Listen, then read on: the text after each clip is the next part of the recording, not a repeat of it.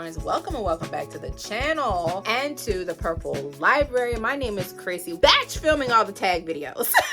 Time is limited and we need to make the most of the moments that the Lord has given to us. But let's get into this tag video. Book Tower Challenge, books from my TBR notebook. I got the questions written down, but if you hear me say the question wrong, baby, I'm gonna have the questions linked in the description. Book bestie Holly tagged me in this, and when I saw it, I was like, oh my gosh, thank you so much for tagging me, Holly girl. Love you to life, girl. So let's get into these questions. I have not answered them. We're just gonna go on the cuff and see where we go. Now that everything is organized by genre, your girl can find what she needs very quickly now. I couldn't do tag season with color shells. A first book in a series that I haven't read. Oh, Ink and Bone by Rachel Kane, The Great Library. I recently tried to read the Invisible Library series, didn't work. So this is kind of like a YA option. So, we'll see how it goes. A second book in a different series. Ooh, okay. That was easy. Double the Lies by Patricia Raybon. This is the second book in the Annalise Spain mystery series. This is Christian mystery, and I really enjoyed the first one, but this is the second one. A book with blue on the cover.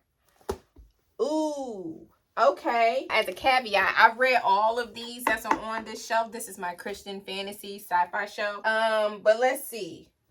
Blue on the cover. Blue, where are you? Blue, where are you? This is a cool one. Wish Tree by Catherine Applegate. Catherine Applegate is a very well-known middle grade author. I think she's the author of the Everworld series.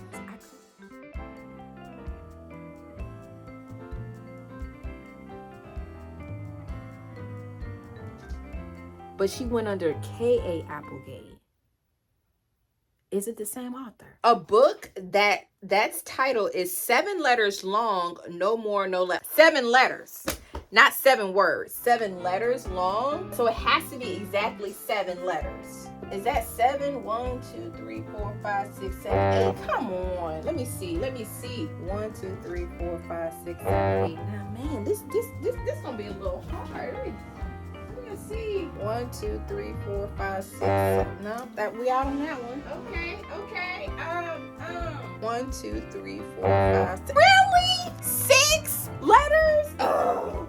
How am I gonna find that? 1, 2, 3, 4, 5, 6. 1, 2, 3, 4, 5, 6.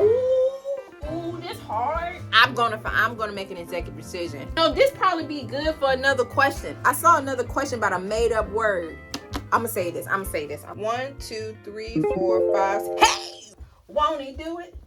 Yes, he will. Hatchet. 7 letters. No more, no less. It took a while, but we did it. A book you've never read. Let me see. I can close my eyes and just pick a book I never read. Richard Osman's We Solve Murders. I absolutely enjoyed the Thursday Murder Club when I read it. A book with the sky on it. Look at that. I mean, there's a little girl in the field right there. There's a sky on it. Colleen Coble and Rick Eicher, Where Secrets Lie. If it works, it works. An author with the same first letter of their first name as yours. So I have to find an author with the letter C. So their first name has to start with C, just like mine. Ooh, this gonna be hard, Lord. I don't have these in alphabetical order. What am I gonna do? I don't know my books like that. So Agatha Christie is out because that's immediately who I thought about. So we're looking for a first letter. I know Jamie Joe is out. I got it. See? The Lord provides. A classic. Okay. The Once and Future King by T.H. White. I love Arthurian retellings, the legend of Arthur, all things Arthurian. I'm here for it. A nonfiction. Ooh.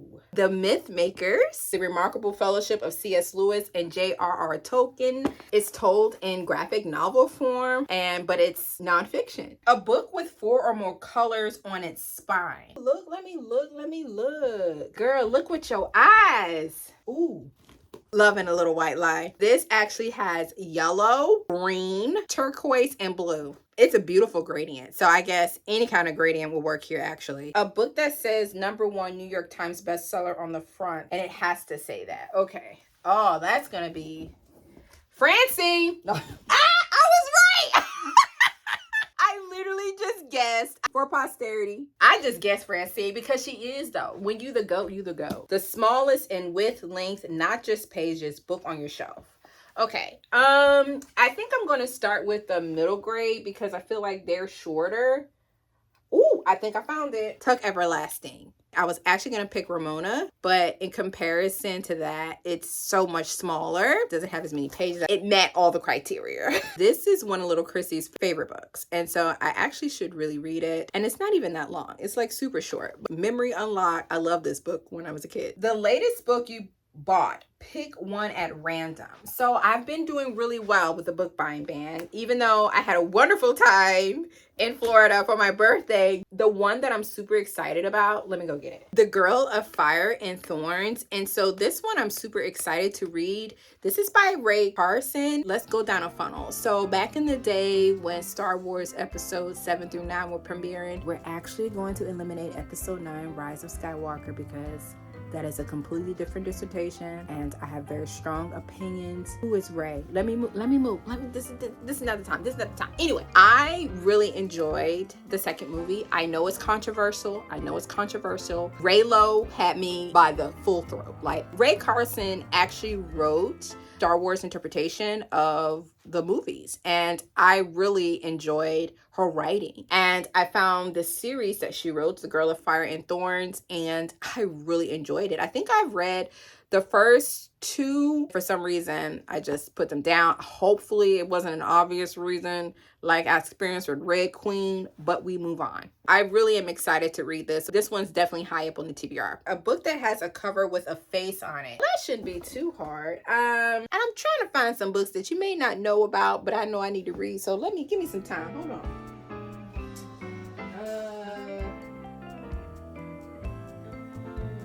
With a full frontal on it. A Passionate Hope. This is a beautiful cover, by the way. This follows the story of Hannah. A spin-off book. So it can't be like a book in a series. So it has to be like, girl, read with your eyes, a spin-off. I don't know. So I'm going to choose Linda Greenlaw's A Slipknot. And I say this because I read a lot of Linda Greenlaw this year, courtesy of Mr. Librarian. So I definitely did a deep dive. And she's mainly known for her book, The Hungry Ocean, which I really enjoyed. From her nonfiction memoirs, I would say this is kind of a spinoff because this is actually mystery and / thriller.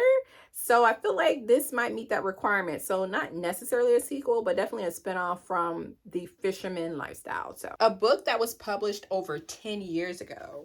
Just stepping all in my business. Let's see. When was this published? I bet you Pawn would be it. When was Pawn published? 2007. Pawn. There's a backstory with this book that's just, if you know, you know. One day, I'm telling you, don't be surprised. One day. A book with a sequel coming out next year. Can I just say Jamie Jo Wright? Because we know. Oh, I know. Word on the street is it's going to be 10 books in the Timeless series. Book 7 is coming out next year. Does that count? Because book 6 is coming out in November. I did pre-order it. Don't even worry about it. I know I need to catch up. The excitement, the joy, the hype is just... An author who has got the same first letter of their name as their surname. Oh, the Lord provides. Colin Cassette. This is book 2 in the Out of Egypt series. Won't he do it? The Lord will provide. A book with an epilogue. That would imply that I would have to have read it, right? How do I know a book has an epilogue? But I'm going to guess. Let me see. I feel like The Violent Conspiracy might have an epilogue. I don't want to spoil myself. Let me see. The Lord provides. Look at that. Epilogue. My friend Teresa was telling me about this book, and so I definitely want to check this out. I just had a feeling. The last question, a book that has a title with a made-up word. Y'all already know. That's a made-up word. 1000%. Gandar and the Unicorn Thief. I love the cover, and also is a unicorn on the front. This is giving adventure. So unicorns, that was so much fun. And I hope I'm not supposed to like literally have a book tower with all of the books. That would imply that I don't have to go back. I forgot I was actually supposed to stack the books up in a tower. Is that what I was supposed to do? I don't even remember what I did. I can't get the ones that I just remember. So I can do that. I can do that because they're all generally in this area right here. Tower of TBR books. A quarter of them. But y'all know I don't do book towers that good anyway. This tag was so much fun to do. Let me know in the comments down below. I would love to see your answers because the questions were so different, a bit challenging, and some very easy ones, but they were just very refreshing and fun to do. So I'm remembering why I absolutely love doing tag videos. I feel like I might do some more. May the Lord bless and keep you, his face shine upon you, give you hope and peace for the days and the times ahead. Thank you so much for watching. Thank you so much for being here, and I'll see y'all in the next one. Bye.